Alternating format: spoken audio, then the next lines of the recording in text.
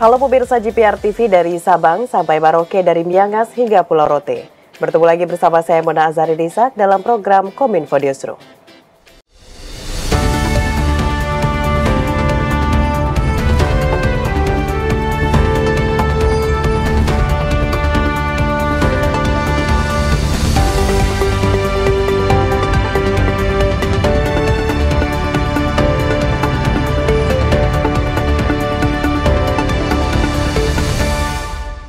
Pemirsa, kita ke informasi pertama. Pemerintah secara resmi menetapkan Hari Raya Idul Adha 1445 Hijriah jatuh pada Senin 7 Juli 2024.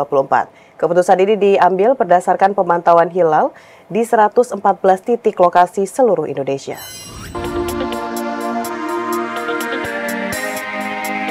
Pemerintah Indonesia menetapkan Hari Raya Idul Adha jatuh pada tanggal 17 Juni 2024 atau 10 Zulhijjah 1445 Hijriah. Wakil Menteri Agama Saiful Rahmat Dasuki menjelaskan keputusan ini didasarkan dari pemantauan hilal di 114 titik lokasi di seluruh Indonesia. Yaitu saat ini ruqyat ketinggian hilal di atas ufuk berkisar antara 7 derajat 15,82 menit hingga 10 derajat 41,09 menit dan sudut elongasi di 11 derajat 34,83 menit hingga 13 derajat 14,47 menit. Data ini merupakan hisab yang telah dihitung secara matematis astronomis yang telah dihimpun oleh Kementerian Agama melalui tim hisab ruqyat Kementerian Agama yang telah memenuhi kriteria visibilitas hilal Mabims. Untuk itu, Saiful berharap dengan ditetapkannya hasil isbat penetapan Idul Adha, seluruh umat Islam di Indonesia dapat merayakan Idul Adha bersama-sama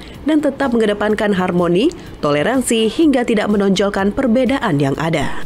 Dan insya Allah Hari Raya Idul Adha jatuh pada Senin tanggal 17 Juni 2024. Demikian hasil sidang isbat yang baru saja kita laksanakan dan kita sepakati bersama. Tentunya kita berharap dengan hasil sidang isbat ini seluruh umat Islam di Indonesia dapat merayakan Hari Raya Idul Adha bersama-sama. Menteri Luar Negeri Retno Marsudi dalam pertemuan luar biasa Dewan Menteri Luar Negeri Negara-Negara Developing Aid atau D8 menyerukan bahwa perdamaian abadi yang merupakan tujuan utama dan jangka panjang dalam penyelesaian krisis Palestina. Menteri Luar Negeri Republik Indonesia Retno Marsudi pada Sabtu 8 Juni 2024 menghadiri pertemuan luar biasa Dewan Menteri Luar Negeri Negara-Negara Developing Aid atau D8 di Istanbul, Turki. D8 merupakan forum pertemuan yang khusus membahas mengenai perkembangan situasi di Gaza. Negara yang termasuk anggota D8 adalah Indonesia, Turki, Malaysia, Mesir, Pakistan, Bangladesh, dan Nigeria. D8 didirikan untuk memajukan perdagangan, peran, dan postur di forum internasional, serta kesejahteraan masyarakat. Semua negara anggota D8 juga merupakan anggota Organisasi Kerjasama Islam atau OKI. Dalam pertemuan tersebut, Menteri Retno menekankan bahwa perdamaian abadi yang merupakan tujuan utama dan jangka panjang dalam penyelesaian krisis Palestina tidak akan dapat terwujud tanpa adanya gencatan senjata. Sebelum tercapai gencatan senjata, Retno memaparkan beberapa hal yang harus terus dilakukan untuk membantu Palestina.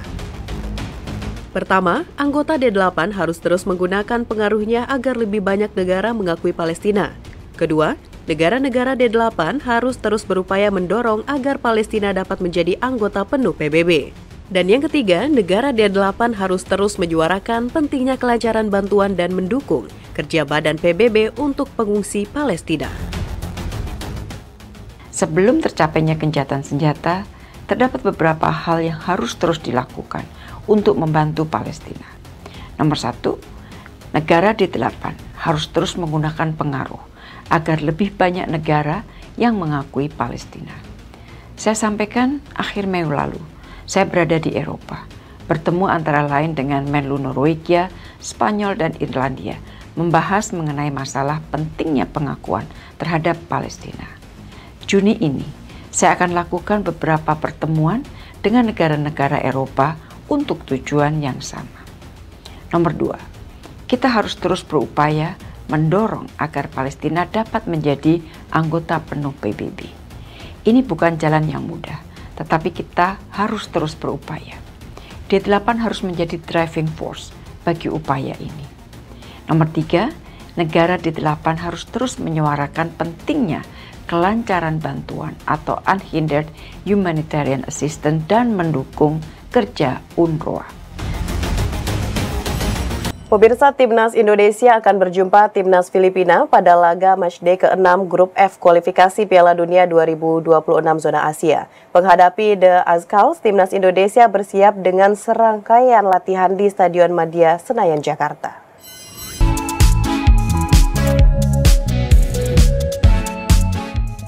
Timnas Indonesia masih memiliki asa lolos ke ronde 3 kualifikasi Piala Dunia 2026. Jelang pertemuan antara dua negara asal Asia Tenggara, Indonesia masih diunggulkan dengan catatan dominan yang lebih baik. Dalam 25 pertandingan di berbagai ajang, Indonesia mampu mengamankan 20 kemenangan dan 4 imbang. Sedangkan Filipina hanya menorehkan 1 hasil sempurna. Sementara itu, dalam 10 pertemuan terakhir kedua negara, Indonesia tetap unggul dengan 5 kemenangan, 4 imbang, dan 1 kekalahan.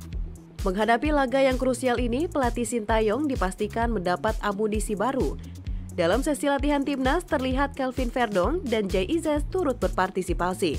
Yeah, I saw the game against Vietnam and they had a good performance. They could win as well. They had a lot of chances I saw, and yeah, we don't underestimate them because we saw they have some good players and they play some good football. So yeah, we don't underestimate them. Indonesia berada di peringkat kedua klasemen sementara Grup F dengan 7 poin dari 5 pertandingan. Tim Merah Putih ditempel ketat oleh Vietnam yang berada di posisi ketiga dengan 6 angka. Timnas Indonesia butuh kemenangan melawan Filipina untuk memastikan melaju ke babak ketiga kualifikasi Piala Dunia 2026 secara mandiri tanpa bergantung dengan hasil laga Irak melawan Vietnam. Pemirsa, usai jeda pariwara, kami akan kembali dengan informasi lainnya. Tetaplah bersama Kominfo Newsroom.